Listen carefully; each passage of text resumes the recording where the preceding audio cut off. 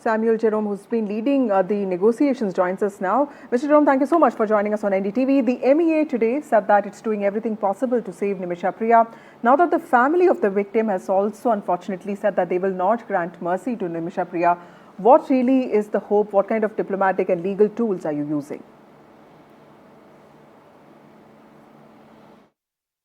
Let me be very clear here. Whoever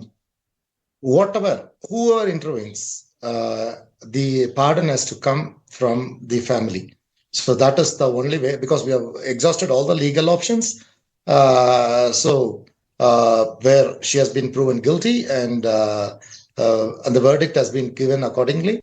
So the Sharia law, as per the Sharia law, the forgiveness comes from the family. So all the efforts, the collective efforts, will be focused towards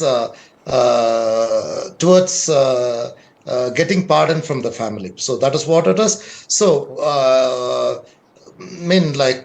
the tools that is being used will converge with the family to seek pardon from them. I hope, intentionally, I'm a little bit being vague because that is where I have to be. So, there are a lot of, I just leave it as it is. Can you tell us about who are the people who are helping out the negotiators in this case? At the moment, there is a lot of effort that the Indian government also says it's making. But are there prominent figures who have led back-channel talks as well? Let me be very clear. There is only effort from the government of India, and there is a sheikh called Mr. Abdul Malik Nahya, and the support from the government of Yemen. That's it. So no other things has been. Let me make it very clear. So no other efforts have been made, and the family has made it very clear through our sheikh that they have not spoken to anyone. Maybe fringe persons from their family would have spoken to anyone, but that is not what it is. So it has been made clear to us, and we know what it is. So at least no efforts have been made.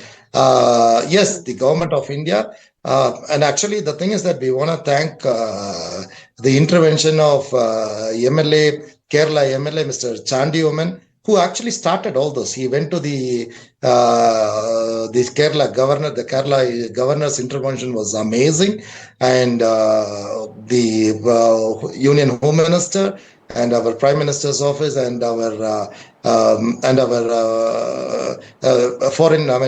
Minister of External Affairs. So here in the groundwork, we did the groundwork. It is a combination of two things. Here in the groundwork, we did it through Sheikh Abdul Malik Al Nahya, who went to who approached the president office and gave a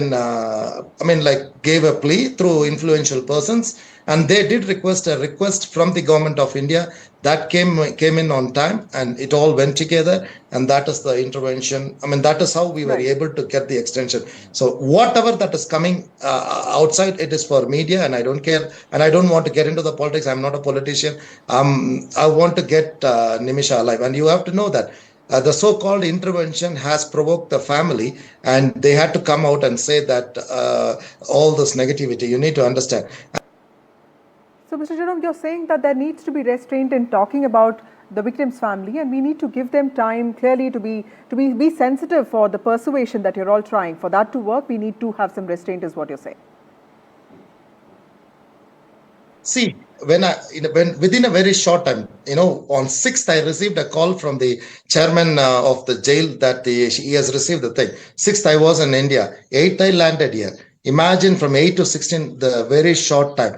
I made a very knowledgeable decision that I will not go to the family, because you have to understand the family has given consent for execution, and there is no way they can go back. You need to understand, even if the family want to forgive, they cannot, because there is a tribal pressure and all those things. I didn't want to put the family in the bad situation. You need to understand. So I had approached, we had an alternate approach, and it worked. So the things, I know when to call the shots and how to call the shots, because the family dignity and their honor is of utmost importance. So people who doesn't understand, people who cannot be in the shoes of Mr. Abdul Fattah cannot seek forgiveness from them.